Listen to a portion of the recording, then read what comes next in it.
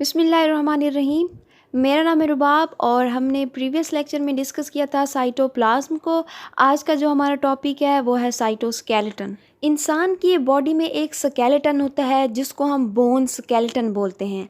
इसी तरह से हमारी बॉडी के अंदर जितने भी सेल्स हैं उन सेल का अपना अपना स्केलेटन होता है। अब जहन में ये बात आती है कि उनका स्केलेटन कैसे होता होगा। देखें, जिस तरह से हमारी ओवरऑल बॉडी में बोन स्केलेटन होता है, इसका अपना मेन फंक्शन होता है वो ये कि ये हमें एक तो शेप देता है, दूसरा ये कि ये हमें मूवमेंट में हेल्प करता है। अगर हमारी बॉडी में स्केलेटन ना हो तो हम मूव नहीं कर सकते। इसके अलावा इसका एक और मेन काम होता है सपोर्टिव। ठीक है ना। सपोर्टिव काम कैसे होता है? वो ऐसे कि हमारे अंदर जितने भी इंटरनल ऑर्गन्स होते हैं ना, इसने उसको सपोर्ट किया होता है। यहाँ हम बात कर रहे हैं साइटोस्केलेटन की, मतलब कि हमारी बॉडी के अंदर जितने भी सेल्स हैं उनका अपना एक स्केलेटन होता है। वो स्केलेटन कैसा होता है सो डिस्कस करते हैं। देखें, जिस तरह से एक सेल होता है ना, अगर हम एक सेल को लें तो उसमें ना उसके साइटोप्लाज्म के अंदर थ्रेड लाइक स्ट्रक्चर होता है।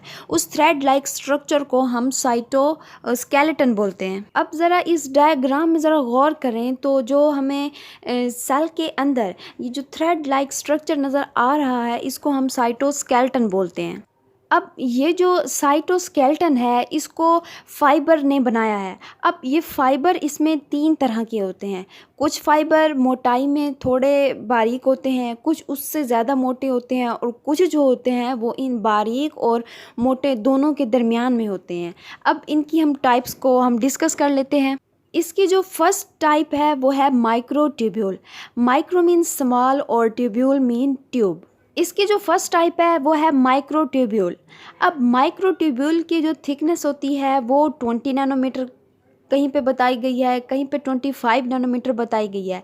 अच्छा, अब ये बनी किस चीज़ से होती है, किस प्रोटीन से बनी होती है? ये बनी होती है ट्यूब्यूलन प्रोटीन से। अब ये ट्यूब्यूलन प्रोटीन इस माइक्रोट्यूब्यूल में क्या काम करती है वो थोड़ा हम डिस्कस कर लेते हैं। पहला इसका काम जो है वो ये कि ये सेल डिवीज़न में हेल्पफुल होती है। देखिए, जब एक सेल डिवाइड कर रहा होता है तो स्टार्ट में उस सेल के अंदर एक सेंट्रियूल होता है। जब उसकी डिवीजन हो रही होती है तो वो सेंट्रियूल अपने आप को डुप्लीकेट करता है। इस तरह से वो 2 सेंट्रियूल बन जाते हैं और एक सेंट्रियूल सेल के एक तरफ में चला जाता है और दूसरा सेंट्रियूल सेल के दूसरी तरफ में चला जाता है। ये जो सेंट्रियूल होता है एक्चुअली ये माइक्रोट्यूब्यूल का बना होता है। अच्छा, इस सेंट्रियूल से फिर मज़ीद कुछ फाइबर्स निकलते हैं, मज़ीद कुछ थ्रेड लाइक स्ट्रक्चर निकलता है, वो भी इसी माइक्रोट्यूब्यूल का बना होता है। इसके अलावा कुछ और ऑर्गेनेलीज होती हैं वो भी माइक्रोट्यूब्यूल की बनी होती है। इसके अलावा अगर हम गौर करें किसी प्रोटोजोआन के ऊपर, किसी वन सेल एनिमल के ऊपर, तो उसमें जो सीलिया होते हैं तो वो भी इसी माइक्रोट्यूब्यूल के बने होते हैं। इसके अलावा जो बैक्टीरिया में फ्लैजेला होता है वो भी इसी माइक्रोट्यूब्यूल का बना होता है और इसके अलावा कुछ जो बेसल बॉडीज़ होती हैं वो भी इसी की बनी होती हैं। इसके अलावा जो इसकी दूसरी टाइप है वो है माइक्रोफिलामेंट। अच्छा, माइक्रोफिलामेंट बहुत ही सिलेंडर होते हैं माइक्रोट्यूब्यूल से। इसकी जो मोटाई होती है वो 7 नैनोमीटर होती है। इस माइक्रोफिलामेंट का हमारी बॉडी में बहुत अहम रोल है। वो ये कि हमारी बॉडी जो कंट्रैक्ट और रिलैक्स करती है, हमारे मसल जो होते हैं उनमें 2 टाइप के मसल होते हैं। एक होता है बाइसेप और दूसरा होता है ट्राइसेप। तो इनके कंट्रैक्शन और रिलैक्सेशन से जो मूवमेंट होती है वो इन्हीं की वजह से होती है।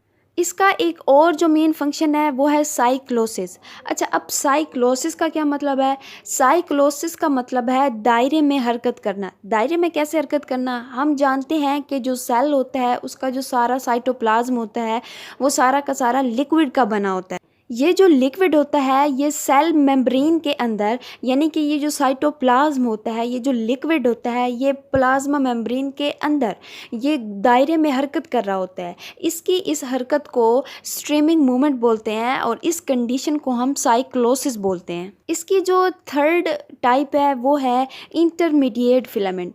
इंटरमीडिएट नाम से ही शो कर रहा है कि दरमियान वाली।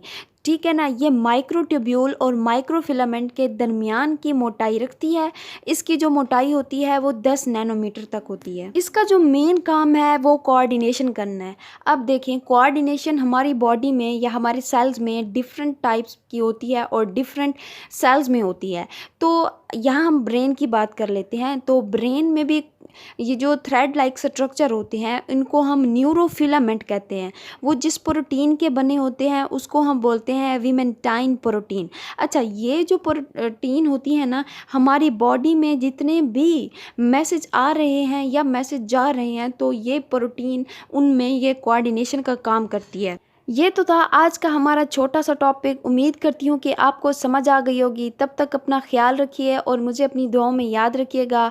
मिलते हैं नेक्स्ट लेक्चर में। अल्लाह हाफिज़।